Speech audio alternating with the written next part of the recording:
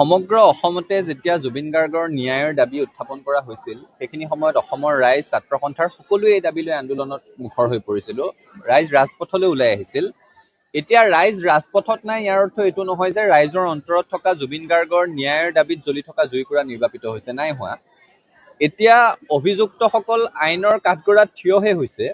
তেওঁলোকক আদালতত তথ্য প্ৰমাণেৰে সৈতে দোষী সাব্যস্ত কৰি কঠোৰ আইনী শাস্তি যেতিয়া বিহিব তেতিয়াহে ৰাইজ আশ্বস্ত হ'ব যে প্ৰাণৰ শিল্পী জুবিন গাৰ্গে ন্যায় পালে আৰু সেইকাৰণে এতিয়া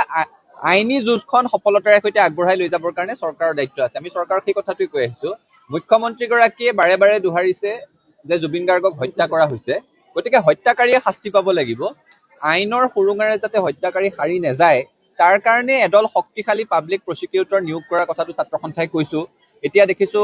জুবিন গাৰ্গৰ পৰিয়ালবৰ্গই সেই একেটা দাবীকে উত্থাপন কৰিছে বা মুখ্যমন্ত্ৰীগৰাকীয়ে নিজেও 1 জানুৱাৰীৰ দিনটোতো সেই কথাটো পুনৰ দোহাৰিছে আমাৰ সকলোৰে এতিয়া এটা কমন গোল আমাৰ সকলোৰে সন্মিলিত এটাই লক্ষ্য যে জুবিন গাৰ্গৰ হত্যাকাৰীয়ে শাস্তি পাব লাগিব তাৰ কাৰণে আইনী যুঁজখন কটকটীয়া হ'ব লাগিব আমি মুখ্যমন্ত্ৰীক আহ্বান জনাইছো দাবী জনাইছো যে আগশাৰীৰ জ্যেষ্ঠ অধিবক্তাক পাব্লিক প্ৰসিকিউটৰ হিচাপে নিয়োগ কৰক এজন নহয় এদল পাব্লিক প্ৰসিকিউটৰ দিয়ক কাৰণ এতিয়া দেখা গৈছে যে নিজৰ প্ৰতিৰক্ষাৰ কাৰণে হত্যাৰ অভিযোগত অভিযুক্তসকলে আগশাৰীৰ অধিবক্তা নিজৰ প্ৰতিৰক্ষাৰ কাৰণে থিয় কৰাইছে তেওঁলোকৰ লগত মোকাবিলা কৰি জুবিন গাৰ্গক ন্যায় প্ৰদান কৰিব পৰাকৈ শক্তিশালী এদল অধিবক্তাক পাব্লিক প্ৰসিকিউটৰ হিচাপে নিয়োগ কৰিবলৈ পুনৰ দাবী জনাইছো